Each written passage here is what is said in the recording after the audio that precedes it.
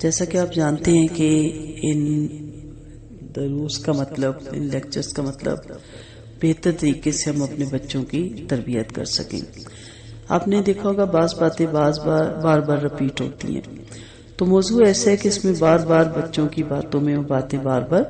Repeat بھی ہو جاتی ہیں. تو اس لیے اگر آپ کو لگے کہ یہ تو باتیں ہم نے پہلے بھی پڑھی ہیں یا اس لیکچر میں بھی سنی ہے، تو اس کو دوبارہ اسی طرح تحمل سے سنیں، کیونکہ بار بار کی یاد دہانی انسان کو اس وقت موقع کی مناسبت سے وہ بات یاد آ جاتی ہے. لیکن اگر آپ یہ میں سمجھ چکی ہوں اور آگے سے کریں تو پھر یہ بھولتی بھی جلتی ہے. تو بچوں کی تربیت کے سلسلے میں بارہا میں کچھ باتیں رپیٹ کروں گی تاکہ آپ کو اگر پچھلا لیکچر نہیں بھی یاد رہا تو اگلے لیکچر میں آپ کو یہ سب کچھ یاد رہے گا. تربیت کی جو بنیادی بات ہے اس میں پہلی چیز ہم دیکھتے ہیں کہ آج کی مجلس میں ہم اولاد کی تربیت کے بارے میں بہت کچھ سیکھیں گے، اور ان اصولوں میں سے ہر ایک کو جاننے سے پہلے یہ جاننا بہت ضروری ہے کہ ان پر عمل کا اچھا نتیجہ تب ہی نکلے گا جب گھر کا ماحول سازگار ہوگا. ایک اکیلا کتنی بھی کوشش کرے وہ بچے کی تربیت ویسے نہیں کر سکتا جتنا سارے گھر کا ماحول اگر سازگار ہو، اور کوئی مشکل نہیں ہے، ناممکن نہیں ہے اس کو سازگار بنانا.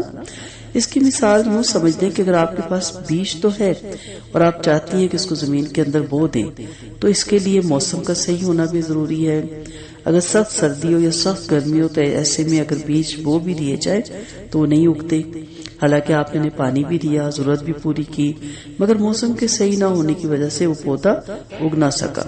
اسی طرح بچے کی تربیت کے لیے گھر کے ماحول کا موافق ہونا بھی انتہائی ضروری ہے. اگر گھر کا ماحول موافق نہیں ہوگا تو آپ جتنی مرضی کوشش کر لیں بچے کی تربیت نہیں ہو سکتی. گھر کا ماحول موافق بنانے کے لیے آپ آپس میں کاؤنسلنگ کریں، بیٹھے کوئی ٹائم نکالیں، گھر کے جتنے افراد ہیں ان کو بٹھائیں، بڑا بیٹا ہے، چھوٹی بچی ہے، یا میاں بیوی ہے، یا آپ جوائنٹ فیملی سسٹم میں ہیں، آپ بیٹھیں اور ضرور ڈسکس کریں کہ ان بچوں کو ہم بہتر ماحول دیں گے جس کی وجہ سے ہمارے بچے پرسکون ہوں گے اور اسکول میں بھی اچھا رزلٹ لائیں گے اور ہماری بات بھی وہ محبت اور شفقت سے سنیں گے. گھر کا ماحول کیسے موافق ہوگا؟ پہلا تو میں نے آپ کو یہ ٹپس بتایا. دوسرا جو بہت اور نہایت ضروری ہے، یہ میرے دینی بردرز کے لیے بھی ہے اور دینی سسٹر کے لیے بھی، خاص طور پہ دینی بردرز کے لیے، کہ اس کے لیے سب سے پہلی بات تو یہ ہے کہ ماں تربیت کرنے کے لیے تیار ہو اور ذہنی طور پر پرسکون ہو. اب جو عورت ذہنی طور پہ پرسکون نہیں ہوتی وہ سارا غصہ بچوں پہ نکالتی ہے. اگر ایک شوہر اپنی بیوی کو ٹف ٹائم دیتا ہے، ہمیشہ ٹائٹ ٹائم دیتا ہے، مشکلات دیتا ہے، تو وہ پریشان رہتی ہے، روتی رہتی ہے. یا اگر تربیت کے لیے کوئی کوشش بھی کرتی ہے تو خاوند بچوں کے سامنے بیوی کو ڈانٹ دیتا ہے. تو جب بچوں کے سامنے ماں کی بے عزتی ہوگی تو بچے ماں کی بات کیوں مانیں گی؟ ماں کی تو انسلٹ ہو گئی، ماں کی تو کوئی اوقات ہی نہیں رہی. اکثر میں نے کہتے سنا ہے شوہروں کو، میرے بچوں کو خبردار ڈانٹا. تو کیا عورت کے وہ بچے نہیں ہوتے؟ اسی لیے یہ خاوند کی ذمہ داری ہے کہ بچوں کی نظر میں ماں کا ایک مقام بنائے. بچوں کو یہ احساس ہو کہ یہ با اختیار ماں ہے، جو کہے گی وہ ہو جائے گا. اور اگر بچوں کے سامنے ماں ہی پر ڈانٹ پڑتی ہے تو بچے بھی اس ماں کا کہنا نہیں مانیں گے. اسے سب سے پہلا کام یہ ہے کہ خاوند اپنی بیوی کو پورا سپورٹ دے، پوری تائید کرے، تاکہ بچوں کے ذہن میں یہ بات بیٹھے کہ والدہ جو کہہ رہی ہے وہ ہمیں بات ماننی ہے. یہ اس لیے میں کہہ رہی ہوں کہ ماں پہلی تربیت گاہ ہے، ماں کی گود پہلی یونیورسٹی ہے. اور اگر ماں ہی کی بات نہیں مانیں گے بچے، اور زیادہ ٹائم تو بچوں کا ماؤں کے ساتھ گزرتا ہے نا، والد کا بہت تھوڑا گزرتا ہے، تو ماں بچے کی نفسیات بھی بہت اچھی طرح جانتی ہے، اور ماں سے بڑھ کے کوئی محبت بھی بچوں سے کوئی نہیں کرتا. تو اس سے اگر ماں کچھ رولز بنا رہی ہے، اصول بنا رہی ہے، آپ کو وقتی طور پہ وہ سخت لگتے ہیں، وقتی طور پہ آپ کو یہ ظلم لگ رہا ہوتا ہے، لیکن یہی چیز آگے جا کے بچوں کے لیے بہت بہترین تربیت کا سبب بنتی ہے. اور دوسری بات یہ ہے کہ شوہر اپنی بیوی کو خوش رکھے. اگر بیوی کو پریشان رکھے گا اور وہ اپنے ہی مسائل میں الجھی رہے گی تو بچوں پر کیا توجہ دے گی؟ آج کل اکثر بچوں کے بگڑنے کی وجہ ماں کی بے سکونی ہے، چاہے ماں کو ساس نے بے سکون کیا ہوا ہے یا شوہر نے بے سکون کیا ہے یا کوئی اور وجہ ہے. بے سکون ماں اپنے بچوں کی تربیت پر توجہ نہیں دے سکتی. لہٰذا موافق ماحول بنانے کے لیے شرط ہے کہ ماں پرسکون ہو، خوش ہو، اور اگر وہ کوئی بات کہے تو اس کو اپنے شوہر کے گھر والوں کو سپورٹ ملے. کئی مرتبہ ایسا ہوتا ہے کہ میاں بیوی کے لیے اپنے ہی درمیان اختلاف اور کشیدگی ہوتی ہے. اب ماں کچھ کہہ دیتی ہے، باپ کچھ کہہ دیتا، تو ایسی صورتحال میں میاں بیوی کو چاہیے کہ وہ الگ بیٹھ کر آپس میں تبادلہ خیال کریں اور کسی ایک نتیجے پر پہنچ کر پھر بچے سے بات کریں۔ ایسی جگہوں پہ جہاں شوہر بیویوں کو کانفیڈنس میں نہیں لیتے، خود ہی اپنے فیصلے کرتے ہیں اور سمجھتے ہیں کہ ہم اپنی دولت، اپنے فیصلوں کے حقدار ہیں، تو انہیں پھر یہ سوچنا چاہیے کہ اگر انہوں نے شادی کی تھی تو آنے والی کو بھی اسی طرح عزت اور احترام دے اور ان کو اپنے فیصلے میں شامل کرے، اور انہیں معلوم ہو جب بیوی کو بعد سے پتا چلتا ہے کہ یہ ہوا اور گھر میں رہتے ہوئے مجھے نہیں پتا چلا، تو پھر وہ اریٹیٹ ہوتی ہے اور وہ سارا غصہ بچوں پہ نکالتی ہے اور اس کی اپنی صحت بھی خراب ہو جاتی ہے، اور اس کو ہمیشہ ایک ہی سوال اس کے ذہن میں رہتا ہے کہ پھر میں کون ہوں، میری کیا عزت ہے، میں یہاں کیوں بیٹھی ہوئی ہوں۔ تو اس لیے اگر شادی کی ہے اور حکم بھی ہے اللہ کا، کرنی بھی چاہیے، تو پھر پورا سپورٹ بھی دیں ماں کو، پوری عزت بھی دیں اس کو، احترام بھی دیں، اور ہر فیصلہ کرتے وقت اس سے مشورہ لیں۔ اور یہ اسلام کا طریقہ ہے، نبی کریم صلی اللہ علیہ وسلم کی سنت ہے، اور آپ صلی اللہ علیہ وسلم ہر معاملے میں اپنی ازواج سے مشورہ لیا کرتے تھے، یہ کوئی انسلٹ کی بات نہیں ہوتی، اور اسی وجہ سے پھر آگے بچوں میں بھی ٹھہراؤ آتا ہے اور بچے بھی اپنی زندگی کو پرسکون گزارتے ہیں اور وہ بھی پھر ہر کام میں مشورہ لیتے ہیں۔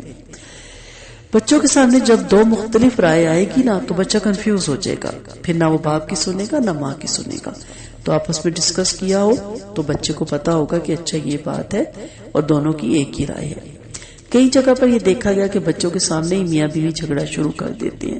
اور ایک بڑی مصیبت یہ ہوتی ہے کہ شادی کے کئی سال تک یہی طے نہیں ہوتا کہ گھر میں بات کس کی مانی جائے گی۔ بیوی چاہتی ہے کہ میری ہر بات مانی جائے، میاں چاہتا ہے کہ میری ہر بات مانی جائے۔ تو اصول اس میں یہ ہے کہ میاں بیوی دونوں کو اللہ کی بات ماننی چاہیے۔ جب دونوں اللہ کی بات مانیں گے تو آپس میں اتفاق ہو جائے گا، اپنی اپنی منوائیں گے تو پھر یہ جھگڑا ساری عمر چلتا رہے گا۔ تاہم دستور تو یہی ہے کہ گھر خاوند کا ہوتا ہے اور اللہ تعالیٰ نے اسی کو گھر کا بڑا بنایا ہے، تو جیسے اس کی منشا اور مرضی ہو بیوی اسی طرح تربیت دے۔ اگر کوئی معاملہ ہو تو اس کو بچوں سے ہٹ کر آپس میں بات کرنی چاہیے، یہ خاوند کی بھی ذمہ داری ہے، بیوی کی بھی ذمہ داری ہے۔ جیسا کہ میں نے پہلے بھی کہا نا کہ جو شوہر خود فیصلے کرتے رہتے اور اکیلے کرتے رہتے ہیں کوئی بھی معاملہ ہے اور بیوی کو کانفیڈنس میں نہیں لیتے، اور جب اسے دوسروں سے پتا چلتا ہے تو اس کی صحت خراب ہوتی ہے، وہ غصہ کھاتی ہے، اور یہ سارا نقصان پھر بچوں کو اٹھانا پڑتا ہے۔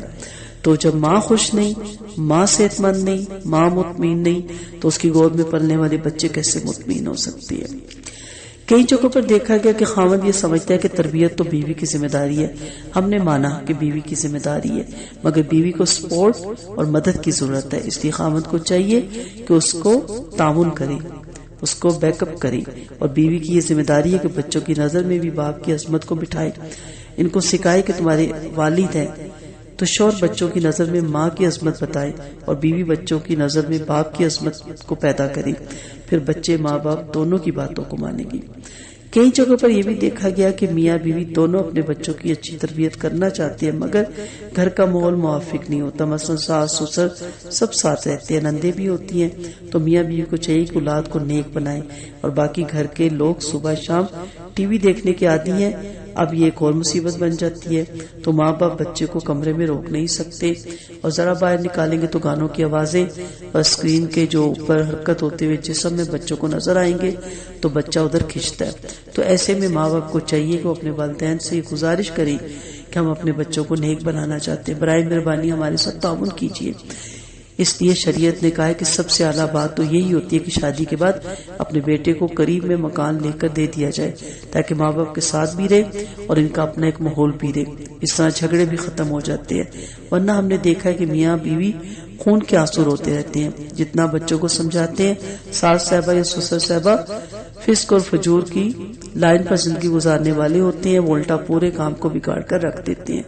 تو اس میں ان تینوں چیزوں کا موافق ہونا ضروری ہے۔ پہلی بات جس پہ میں بہت زور دوں گی، ماں پرسکون ہو، خوش ہو، اور اس کو خاوند کی تائید شامل ہو، خاوند بیک پہ اس کے ہو، خاوند اس کے تعاون کرے اور اس کو نہ صرف گھر میں عزت دے بلکہ معاشرے میں بھی عزت دے اور اپنے خاندان میں بھی عزت دے، کیونکہ جب خاندان والوں کو بھی پتا چلتا ہے کہ یہ کوئی اپنی بیوی کی عزت نہیں دے رہا تو پھر خاندان والے بھی لائٹلی لیتے ہیں اور وہ بھی صرف مرد تک تعلق رکھتے ہیں، کیونکہ ان کو پتا ہوتا ہے کہ اس کی بیوی کی تو کوئی ٹگے کی گھر میں عزت نہیں۔ یہ بہت میں نے محسوس کیا، جس کی وجہ سے گھروں کو جو میرے ساتھ خواتین کے مسائل آتے ہیں وہ بیسک یہی ہوتا ہے، اور یہ کوئی اتنا بڑا مسئلہ نہیں کہ اس کو ختم نہ کیا جا سکے۔ جب کسی کی بیٹی آپ بیاہ کے لائے ہیں تو پھر یاد رکھیے کہ آپ کی بیٹیاں بھی کہیں بیاہ کے جائیں گی۔ آپ اپنی بیوی کو عزت احترام دیں، اس کے نوٹس میں ہر بات ہو، اس کے مشورے سے چلے، تو پھر آپ دیکھیے گا کہ بچوں کی تربیت کتنی بہترین ہوگی۔ دوسری بات یہ کہ ماں نے بچوں کے دل میں باپ کا وقار اور عظمت بٹھانی ہے، اور بچوں کو پتا ہو کہ والد جو کہ وہ بہت اہم ہوتا ہے، اور والد کا کام ہے کہ وہ بچے کے سامنے ماں کی عزت بنائے بچوں کے سامنے، اور بچوں کو پتا ہو کہ ماں کا کیا وقار ہوتا ہے اور اس کی کیا عزت ہوتی ہے۔ اور تیسری چیز کہ گھر کا ماحول موافق ہو، اگر دوسرے لوگ گھر میں رہتے ہیں تو وہ بھی ان بچوں کا خیال رکھیں کہ یہ بچے اگر نیکی کی تربیت پا رہے ہیں تو ہم ان کو فسق اور فجور کی طرف نہ بلائیں۔ جب یہ سارا ماحول ٹھیک ہو جائے گا تو یوں سمجھیے کہ بچے کی تربیت کرنا انشاءاللہ آسان ہو جائے گی۔ تو آپ اس ہفتے اس پہ کام کیجئے، آپس میں کونسلنگ کیجئے، بیٹھیے، ڈسکس کیجئے، پھر اگلی کلاس میں انشاءاللہ بچے کی تربیت کے 12 سنہری اصول آپ کو بتاؤں گی، تاکہ آپ کے اندر بچے کی تربیت کرنے میں آسانی ہو۔ لیکن میری امید ہے، میری اللہ سے دعا ہے کہ آپ اس لیکچر کو لائٹلی نہیں لیں گے اور آپ اس پہ ضرور سوچیں گے، اور یہ تینوں پوائنٹ اپنے ذہن میں رکھیں گے، اور ان تینوں پوائنٹ کو سامنے رکھتے ہوئے آپ بچے کی تربیت کے اگلے اصولوں پہ پھر عمل کریں گے۔ سب سے پہلے ماں کو پرسکون رکھیں، جتنا اس کو سکون دے سکتے ہیں۔ عورت کا میں ہمیشہ بتاتی ہوں کہ صرف وہ رسپیکٹ مانگتی ہے، عزت مانگتی ہے، اسے کسی چیز کا لالچ نہیں ہوتا۔ کوئی 100 میں سے کوئی 1% شاید ایسی خاتون ہو کہ جس کو باقی چیزوں سے دلچسپی ہو۔ میرے پاس جتنے مسائل آتے ہیں وہ زیادہ یہی کہتی ہیں کہ ہمیں رسپیکٹ نہیں دی جاتی، ہمیں عزت نہیں دی جاتی، ہمارے ساتھ تعاون نہیں کیا جاتا، ہماری بات کو لائٹلی سمجھا جاتا ہے، ہماری بات کو اہمیت نہیں دی جاتی، اور پھر غصہ آتا ہے، پھر بی پی ہائی ہوتا ہے، پھر بلڈ پریشر کے علاوہ فرسٹریشن، پھر اس کے ساتھ ڈپریشن، اور پھر رنگ و روپ عورت کا ختم ہو جاتا ہے، وہ اپنی صحت کے بارے میں سوچنا چھوڑ دیتی ہے، اور پھر بچے جب ذرا سی بھی بات کرتے ہیں تو وہ بچوں پہ چڑھائی کر دیتی ہے، بچوں پہ غصہ اتارتی ہے، اور بعض جگہ میں نے دیکھا ہے کہ بچوں کی پٹائی بھی بہت کرتی ہے، اور اس کے پیچھے سارے عوامل کیا ہوتے ہیں؟ شوہر کا یہ جارحانہ رویہ یا لاپرواہی والا رویہ، یا اس کو تنہا کر دینے والا رویہ، اس کی بات کو اہمیت نہ دینے والا رویہ، اس کو یہ بتانا کہ تمہاری کوئی اوقات اور اہمیت نہیں ہے، بس تم یہاں صرف ایک میڈ ہو۔ تو یہ چیزیں اس کو بہت پریشان کرتی ہیں،